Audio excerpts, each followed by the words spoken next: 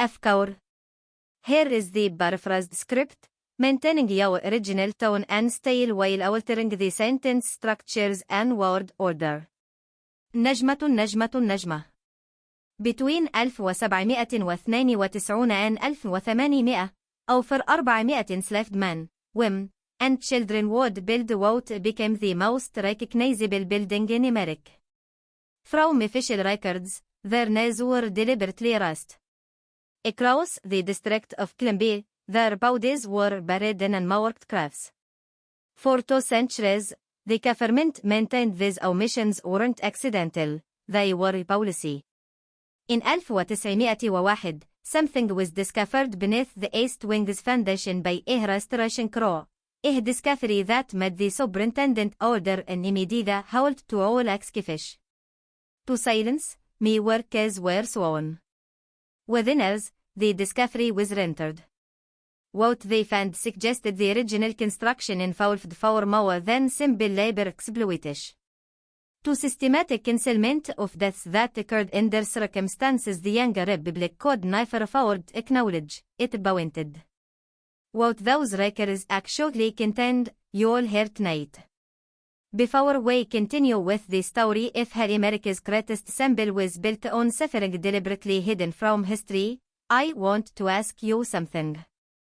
If you're listening from Washington, D.C., Virginia, Maryland, or anywhere in the United States, tell us where you're from by leaving a comment. To all of us, these stories belong, and knowing where our listeners are connecting from makes this community even stronger. So you never miss the dark chapters of American history they tried to bury. Subscribe to Liturgy of Fear. Let's uncover the truth together. The last time someone stumbled onto evidence of what really happened during those 80 years of construction wouldn't be the discovery in 1901. But to understand why those findings were so dangerous, you need to know how the project began and who was really forced to build it. As the nation's capital in 1790, Philadelphia served, but a new federal district along the Potomac River was mandated by the Residence Act passed that July. The precise location was selected by President Washington himself in January 1791. 10 square miles carved from land ceded by Maryland and Virginia. Hardly the grand landscape depicted in later paintings was the site. It was mineral swampland, dense with mosquitoes, unbearably humid in summer, and populated by scattered tobacco plantations worked by enslaved people who'd been farming that soil for generations. An immediate problem was faced by the commissioners appointed to oversee construction. No money was had by the federal government. The entire project, President's House, Capitol, Department buildings, roads, would cost an estimated $400,777, an astronomical sum for a nation still drowning in revolutionary war debt. A solution that seemed delicate in its simplicity was proposed by Secretary of State Thomas Jefferson. Enslaved workers would be hired. A rental fee, typically $5 per month per enslaved person, would be paid to their masters, while the workers themselves would receive nothing beyond basic food and shelter. This arrangement, Jefferson argued in a letter dated March 1792, would keep costs manageable while ensuring the work proceeds without delay or complaint. The chief architect, James Hope, an Irish immigrant who designed several prominent buildings in Charleston, submitted plans for the President's House in July 1792. Heavily from Leinster House in Dublin, his design drew, featuring the Georgian symmetry and ambitious scale. When the plans were reviewed by Washington, he insisted on making the building even larger, much bigger than Hoban's original proposal. Substantially more labor, more materials, and more team would be required by this expansion.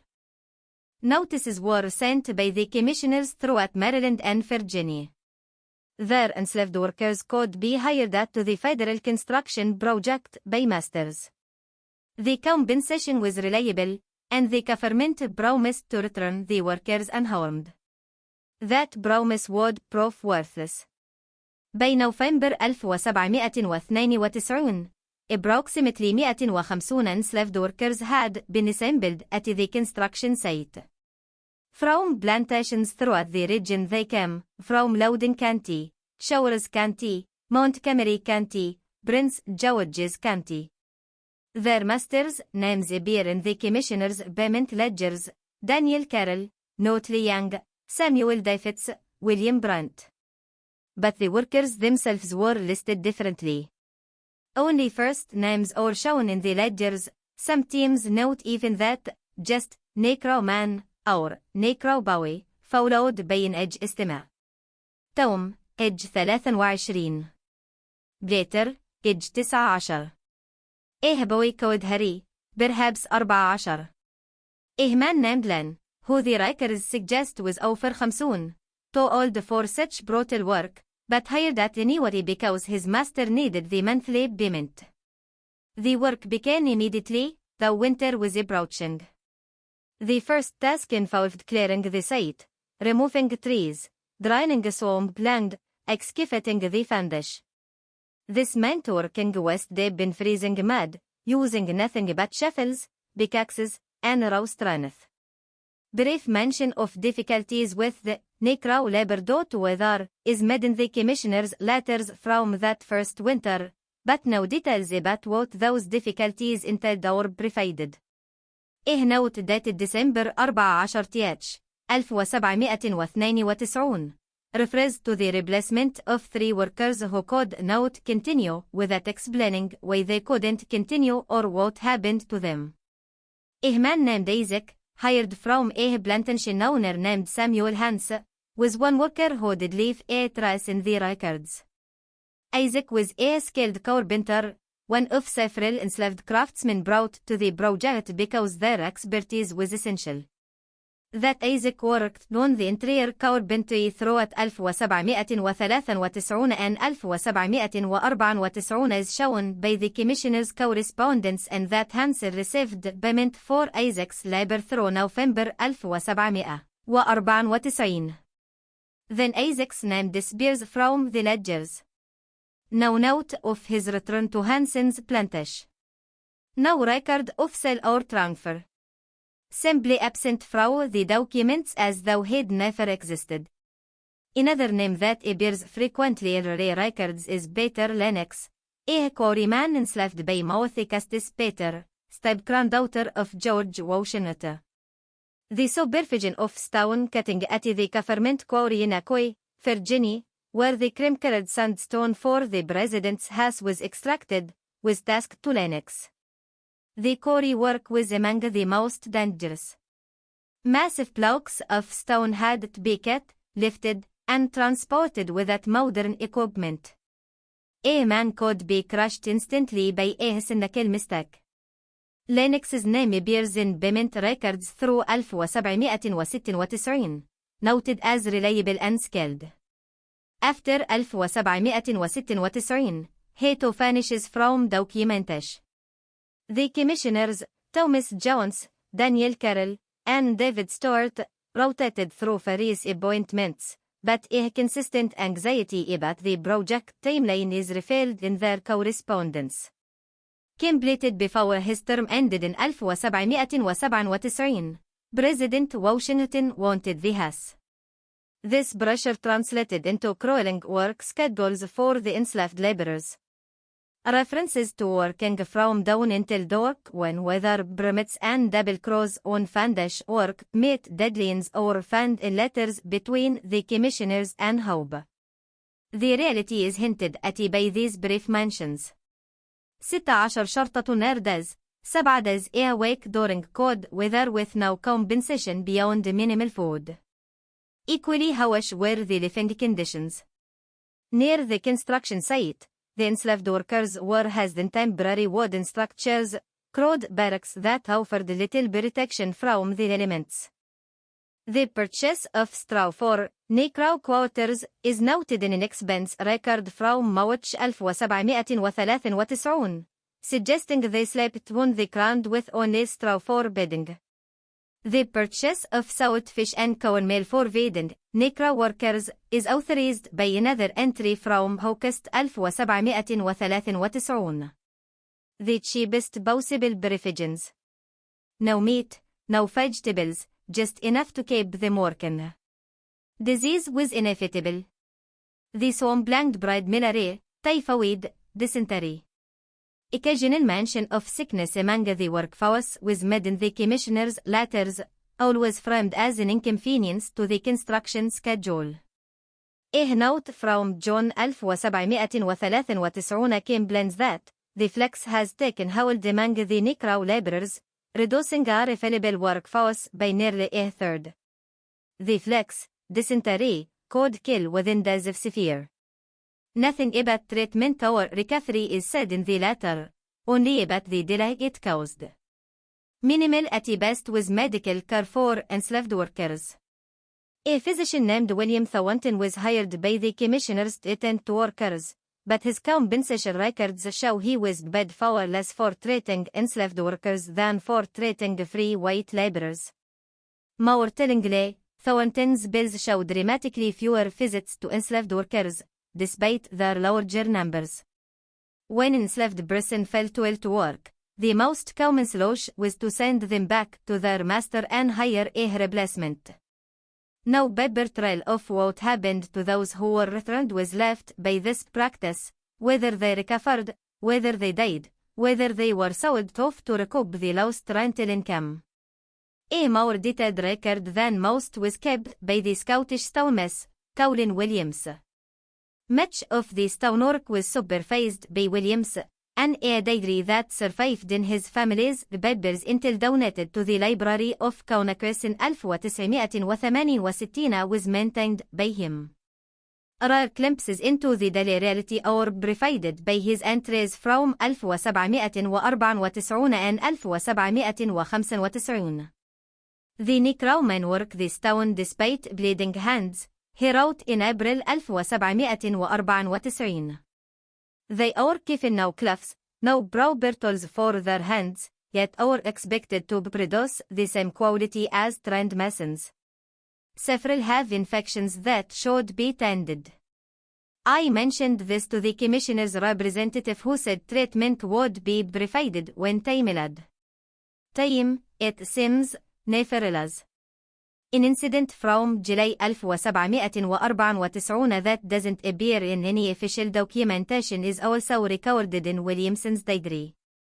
Today, a scaffold collapsed on the south wall. 3 men fell, 2 of them Negroes. The white man was carried to the physician immediately. The 2 Negroes were left where they fell for nearly an hour before anyone attended them. One appears to have a broken back. I suspect he will not survive, and if he does, he will never walk again. This troubles me greatly, but I am told this is not my concern. A worker named Ben, enslaved by William Brant, was likely the man with the suspected broken back. Ben's name appears in payment ledgers through June 1794, then Staubus. Payment for Negro labor was continued to be received by Bryant in July and August 1794, but the name changed to Negro Man Jim. Throughout the construction period, this pattern, sudden name substitutions in the payment records without explanation, occurs repeatedly, suggesting workers were being replaced, but the circumstances of their departure were deliberately left unrecorded. By 1795, the structure's shell was largely complete, but interior work would take several more years. Not just the president's house, but also the surrounding landscape, roads, and ancillary buildings were included in the project's expansion. This expansion meant the workforce actually grew during the latter half of the decade.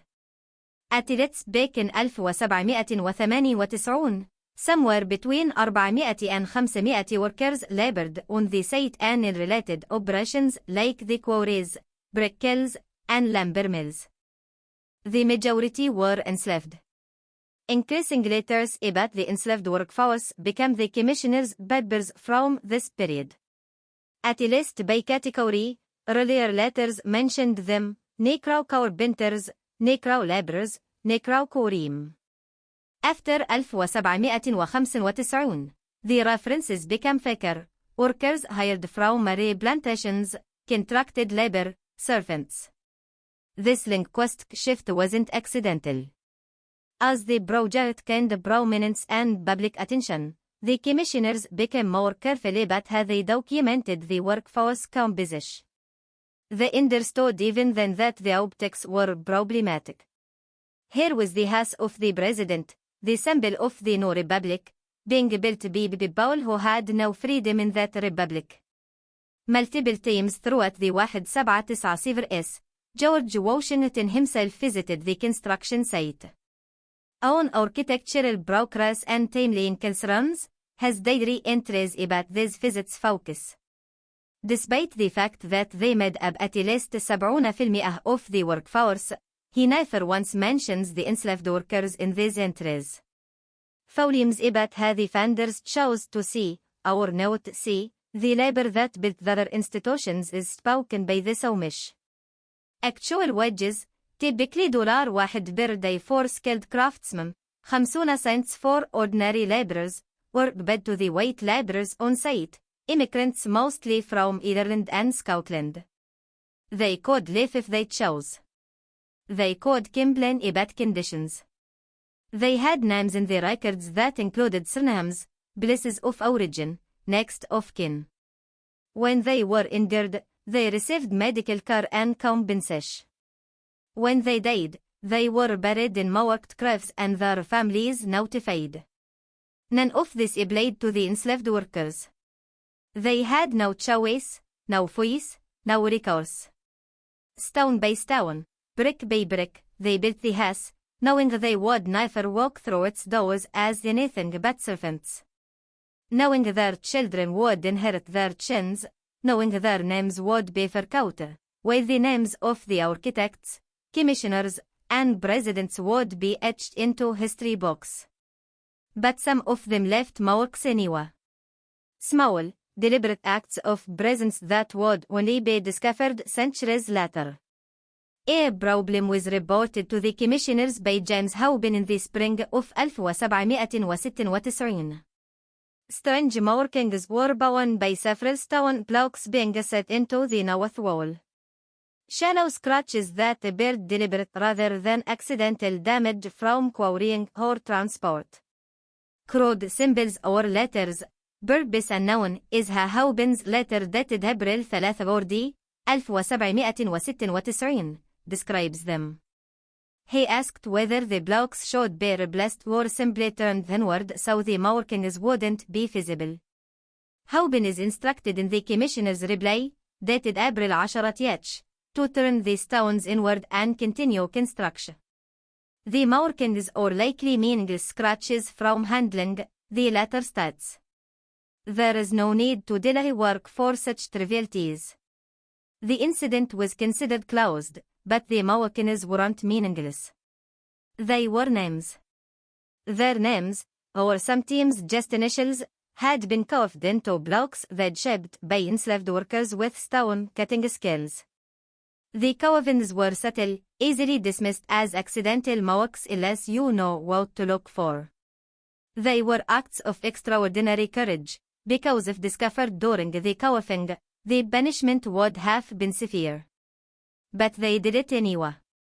These men, whose names appeared in ledgers only as Tom or Peter or Necroman, carved T.H.N., Bill, and sometimes whole names like Isaac into stone, then sent those stones to become permanent parts of the president's house. It was their way of saying, we were here. We built this. Remember us. Haubin never reported finding additional marked stones, which suggests either he stopped noticing or stopped reporting. Given the commissioner's dismissive response, the latter seems more likely.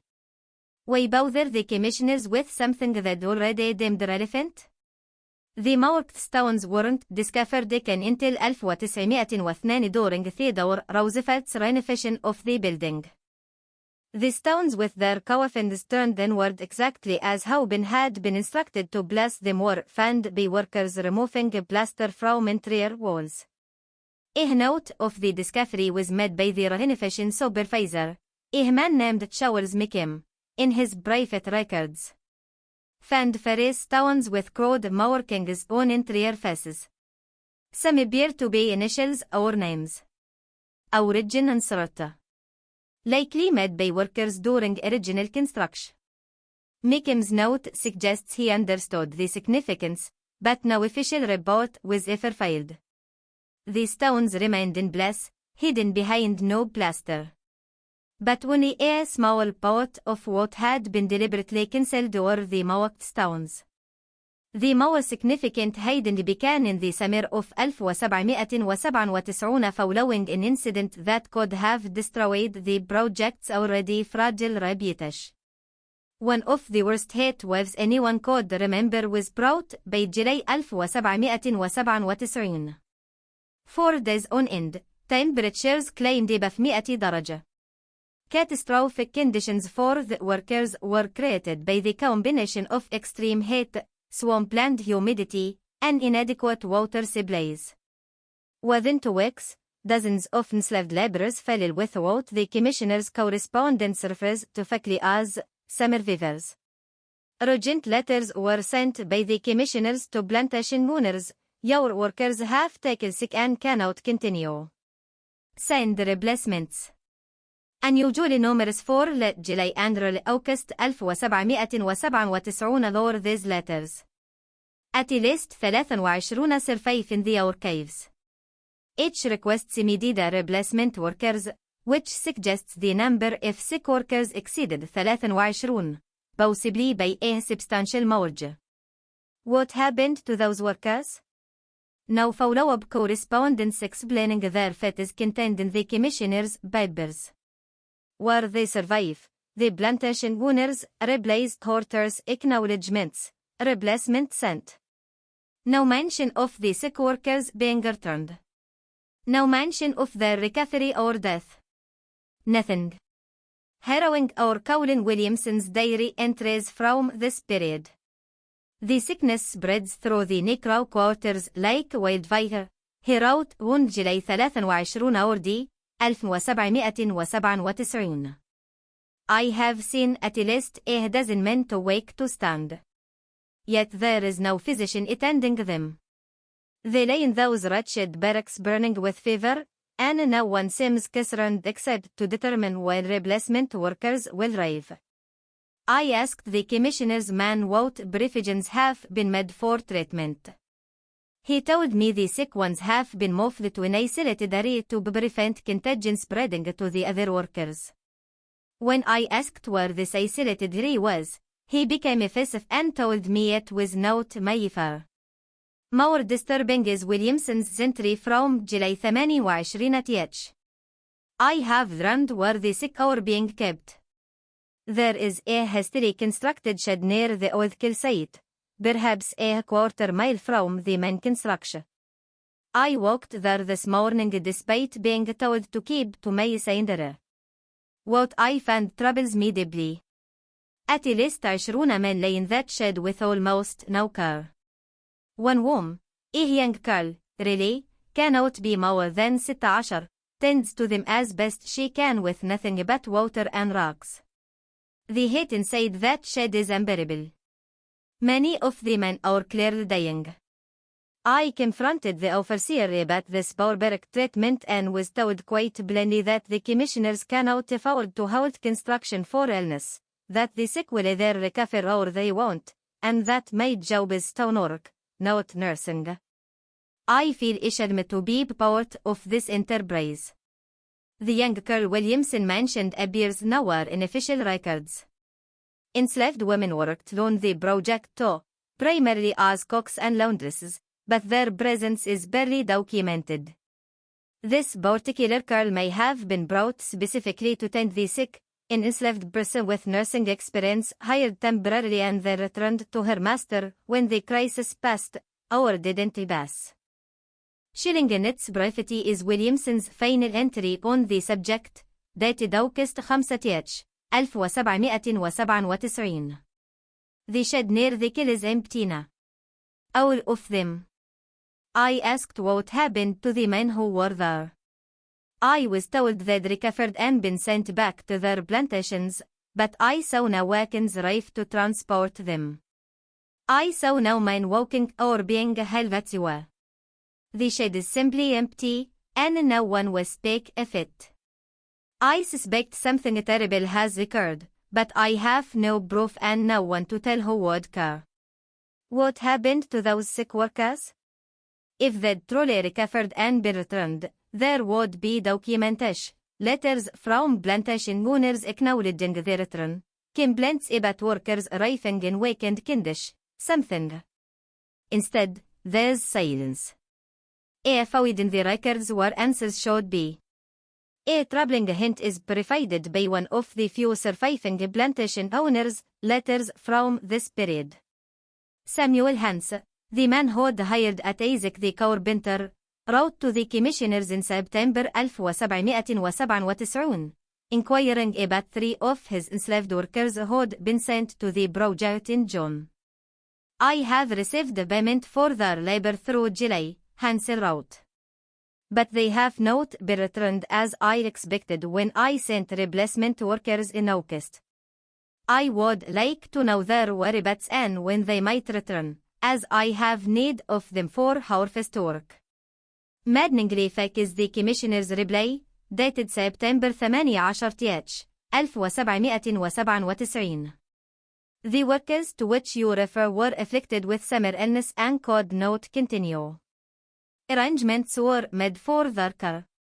We will inquire into their present situation and inform you accordingly. No follow-up letter exists to show whether the commissioners ever provided that information. No further mention of those 3 workers is contained in Hansen's subsequent correspondence, which suggests either he received a private verbal response or he gave up asking.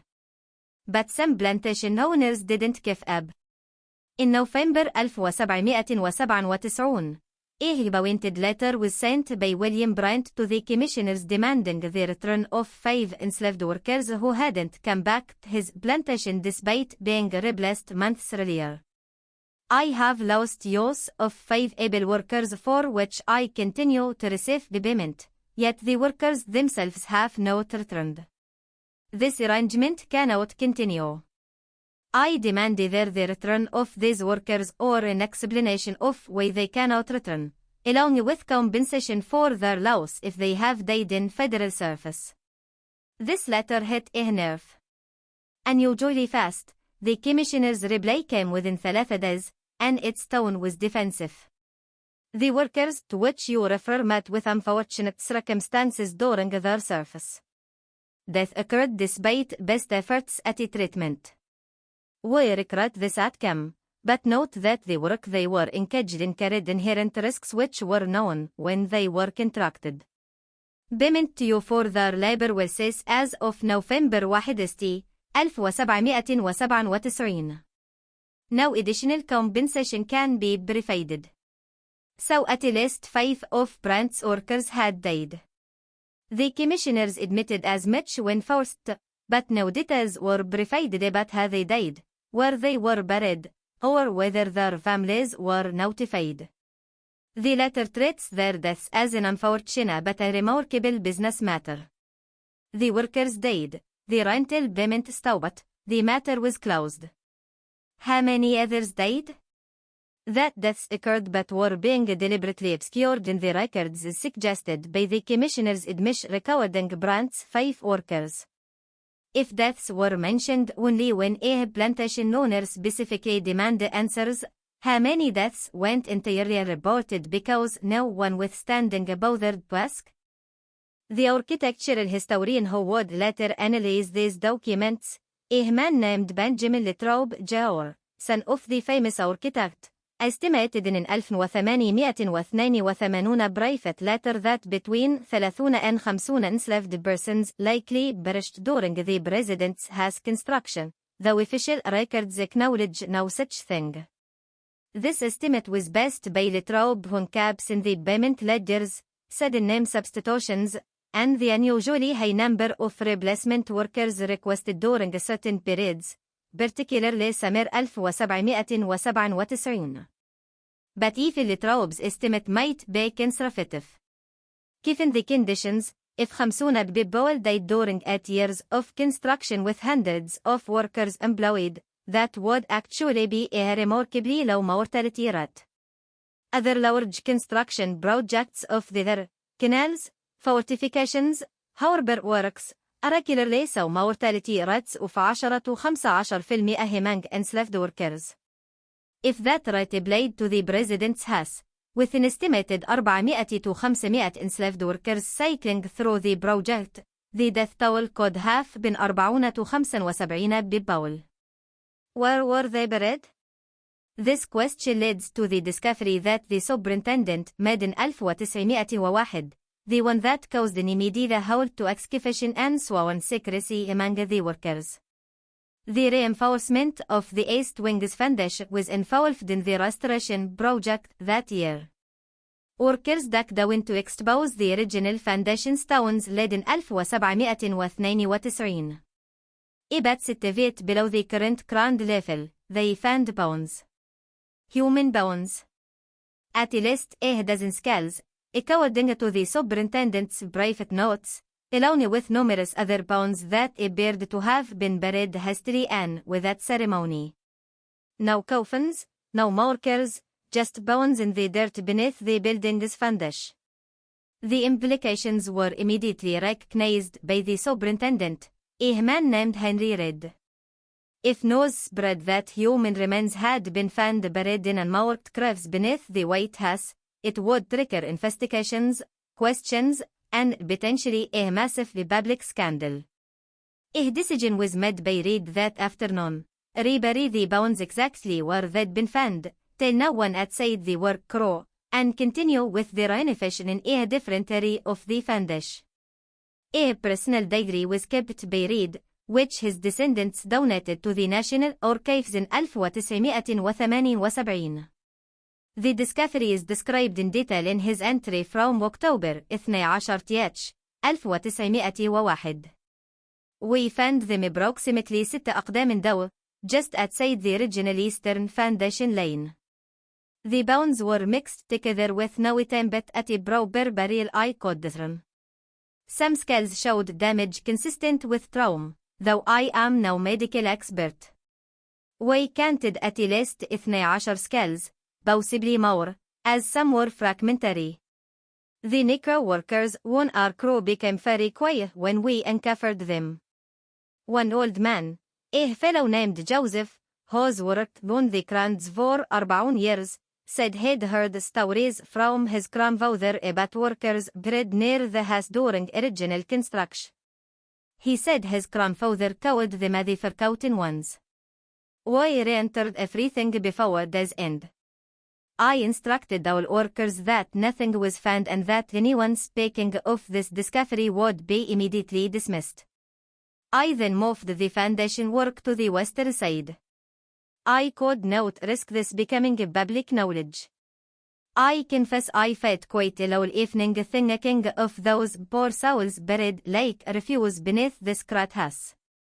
An official report about the discovery was never filed by Reed. He never told the president's staff or the Interior Department. He simply ensured the bones remained hidden and took the secret to his grave in 1924.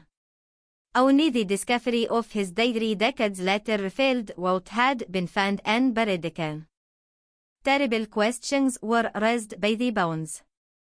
If enslaved workers had been buried right outside the foundation, had they died during construction and been disposed of as quickly and quietly as possible? Or these some of the workers who disappeared from the records in summer 1797? Or there more burial sites elsewhere on the grounds that had never been discovered? Damage consistent with trauma is mentioned in Reed's diary recording the bones. This could mean many things. Injuries from construction accidents, the physical toll of brutal labor, or even violence. The diary doesn't elaborate. And without proper forensic examination, which Red refused to lie. The truth about this baby boy died would remain forever unknown. What is certain is that at least a dozen human beings were buried in unmarked graves on the White House grounds, and that this fact was deliberately cancelled not just in 1797 but كان in 1901 when the evidence was literally in hand. Both times, someone decided that these deaths were better left unacknowledged. But the question of who made that decision in 1797 and whether the deaths were truly accidents or something worse would haunt the project's later history. Until November 1800, the president's house wasn't completed, when John Adams became the first president to occupy it. By then, most of the enslaved workers who'd built it had been returned to their plantations scattered across Maryland and Virginia, their role in creating the building already being written out of the official narrative. A masterpiece of omission is the Commissioner's final report on the project, submitted in December 1800. It details every architectural feature, every cost, every challenge overcome. It praises James Hobin's design and George Washington's vision. It thanks the skilled craftsmen who brought the building to life. That the majority of those craftsmen were enslaved people who received no payment, no recognition, and in some cases no burial is never once mentioned. In March 1801, Thomas Jefferson moved into the house after his inauguration. His own enslaved workers from Monticello were brought by Jefferson, cooks, servants, laborers to maintain the grounds. For Jefferson, the presence of enslaved people in the building wasn't ironic or contradictory. It was simply the way things were. He wrote eloquently about liberty while surrounded by people who had none, and he never seemed to grasp the profound dissonance in this arrangement. Decades later, the building became known as the White House, though the origin of that name is disputed. Some say it came from the white paint used to cover the sandstone walls after British troops burned the building in 1814. Others claim it was always called that because of the aqueous sandstone's natural color. Either way, the name took hold, and with it, a mythology about the building's construction that was almost entirely false. Throughout the 19th century, official White House histories barely mentioned the enslaved workforce. When they did acknowledge their existence, it was with euphemistic language like servants, workers from local plantations, or contracted labor. The implication was always that these were ordinary employees doing ordinary work for ordinary compensation. The fact that they were enslaved, that they had no choice, that they received nothing, all of this was smoothed over, sanitized, rendered invisible. Even histories that acknowledged slavery's role in construction minimized it. In 1831 Kate Book to Washington described the building as erected by skilled craftsmen and laborers brought together through the federal commissioner's diligent efforts. Technically true, but brought together makes it sound like a voluntary collaboration rather than coerced labor. The Kate Book's author, a man named Jonathan Elite, certainly knew the truth. He'd researched the commissioner's papers, but he chose language that wouldn't disturb readers, patriotic pride in the building. This pattern of selective memory continued through the century.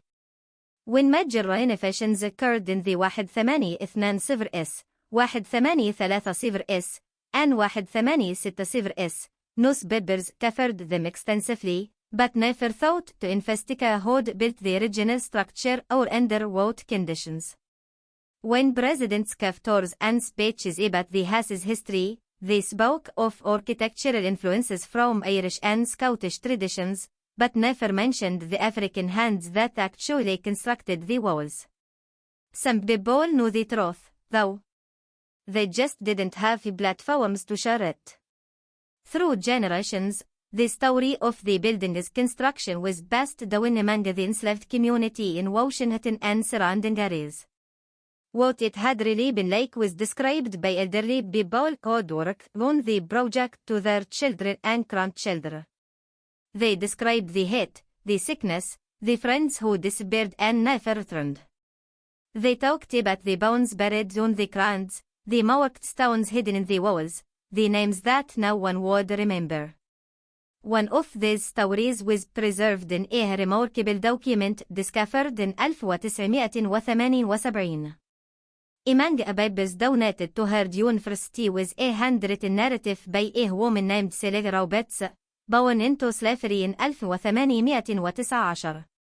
As he told them to her in the 1840s, Robertson's grandfather, Thomas, had worked on the president's house construction in the 1870s, and she wrote down his stories, creating one of the only first-hand accounts of what the work was actually like. Far darker than any official history is the picture painted by Thomas' stories, filtered through his granddaughter's memory and writing. Grandfather Thomas said they worked until their hands bled and their backs couldn't straight, she wrote. He said the white overseers didn't see them as men, but as tools, like the hammers and saws. When a tool broke, you caught another. When a man fell, you caught another man.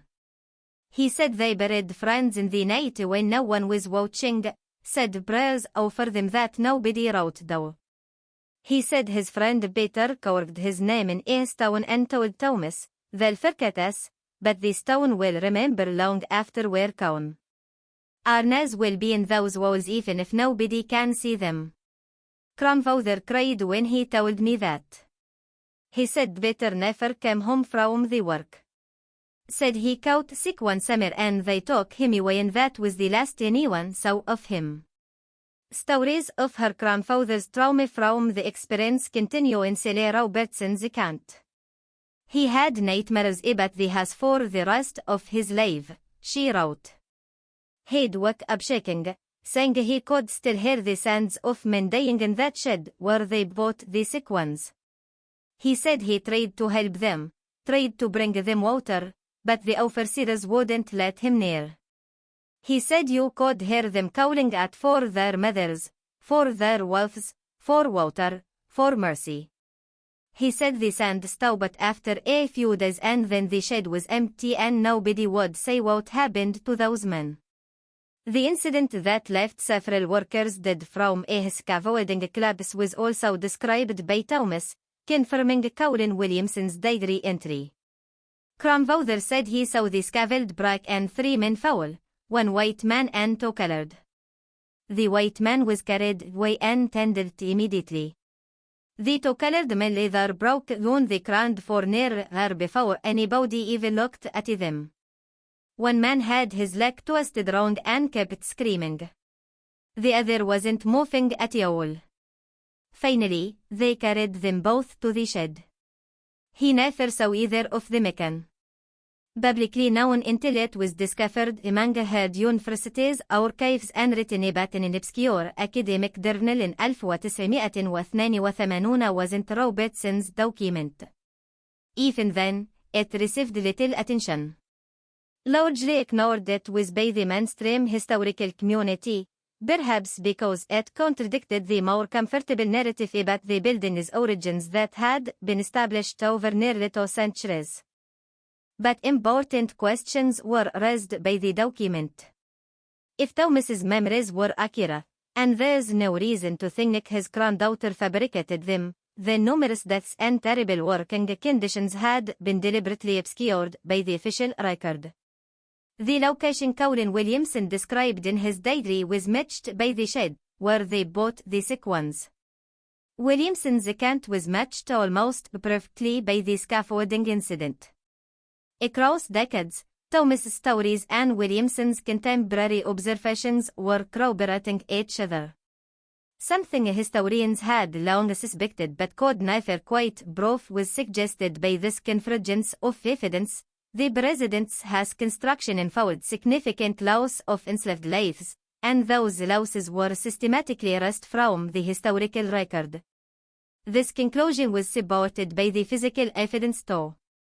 In 1978, the same year Robertson's account was discovered. A team of archaeologists conducted a survey of the White House grounds as part of a comprehensive historical documentation project. Ground-penetrating radar analysis of areas that had never been developed or significantly disturbed since the 1790s was included in the survey. Anomalies consistent with unmarked graves in at least 3 locations on the grounds were revealed by the radar. Very close to where Henry Reid's crew had discovered bones in 1901 was one site. The old kill site that Williamson had mentioned in his diary was near another. An area that's now part of the Rose Garden was the third. These findings were noted by the archaeologists in their technical report, but excavation was recommended against. Given the political sensitivity of potentially discovering human remains on the White House grounds, the report stated, and the fact that many such remains would likely be enslaved individuals buried without ceremony or record, we recommend these sites be left undisturbed and marked as potentially sensitive areas for future reference. In other words, we know there are probably bodies buried here, but digging them up would be politically complicated, so let's just note it and move on. Like Henry Reid's decision in 1901 and the Commissioner's decisions in the 1790s, this decision prioritized institutional reputation over historical truth and human dignity. Forgotten in death just as they'd been exploited in life were the people buried in those unmarked graves. The response was to rebury, literally or figuratively, even when evidence of their existence surfaced. Obsessed with uncovering the true tale became the architectural historian who estimated 30 to 50 deaths, Benjamin Latrobe Jr., after reviewing the surviving commissioner's papers in the 1887. Latrobe began corresponding with elderly African Americans in the Washington area, trying to collect oral histories before that generation passed away. He managed to record accounts from 17 people whose grandparents or great-grandparents had worked on the president's house construction. The stories were remarkably consistent. All mentioned brutal working conditions, insufficient food and water, endemic sickness, and people who vanished from the workforce and were never heard from again. Several specifically mentioned the summer of 1797 as particularly deadly. One man told Latrobe, "My grandmother said her uncle went to work on the president's building and caught the fever that summer when it was so hot. She said they took him to a place away from the others and her mother went looking for him but couldn't find where they'd put him. Later they told her he'd died and been buried, but they wouldn't say where. She looked for his grave for years, but never found it." A manuscript he hoped to publish as a corrective to the sanitized histories was compiled by Latrobe from these accounts. Najmatun, the Hidden Coast, Enslaved Labor in the Construction of Federal Buildings. Najmatun was his title. But no publisher would touch it. For 50 years, Latrobe tried to get the manuscript published, but the rejections were unanimous, too controversial, not appropriate for current readership, lacks sufficient documentation, and most tellingly, would damage the reputation of venerable institutions. Bitter and frustrated, Latrobe died in 1887. His manuscript remained unpublished until 1934 when a small academic press released it in an edition of just 500 copies. It sold poorly and quickly went out of print. The book is now extremely rare. Most copies were lost or destroyed over the years. Only about 2 copies are known to exist today, scattered among university libraries and private collections. Even when the truth was documented and available, it couldn't contraction against the established narrative. The mythology of the White House as a symbol of democratic ideals and American values was too powerful, too important to national identity. that it had been built on the backs of enslaved people who died unmarked and forgotten, acknowledging that would require confronting uncomfortable truths about the nation's founding that most Americans weren't ready to face. So, the truth remained buried, quite literally in some cases, beneath decades and then centuries of silence. The president's house wasn't completed until November 1800, when John Adams became the first president to occupy it. By then, most of the enslaved workers who'd built it had been returned to their plantations scattered across Maryland and Virginia, their role in creating the building already being written out of the official narrative. A masterpiece of omission is the Commissioner's final report on the project, submitted in December 1800. It details every architectural feature, every cost, every challenge overcome. It praises James Hobin's design and George Washington's vision. It thanks the skilled craftsmen who brought the building to life. That the majority of those craftsmen were enslaved people who received no payment, no recognition, and in some cases no burial is never once mentioned. In March 1801, Thomas Jefferson moved into the house after his inauguration. His own enslaved workers from Monticello were brought by Jefferson, cooks, servants, laborers to maintain the grounds. For Jefferson, the presence of enslaved people in the building wasn't ironic or contradictory. It was simply the way things were. He wrote eloquently about liberty while surrounded by people who had none, and he never seemed to grasp the profound dissonance in this arrangement. Through whispered conversations and quiet warnings, the story of the building's construction was passed down among the enslaved community in Washington and surrounding areas. What it had really been like was described by elderly people who'd worked on the project to their children. They described the hate, the sickness, the friends who disappeared and never returned. They talked about the bones buried somewhere on the grounds, the marked stones hidden in the walls, the names that no one would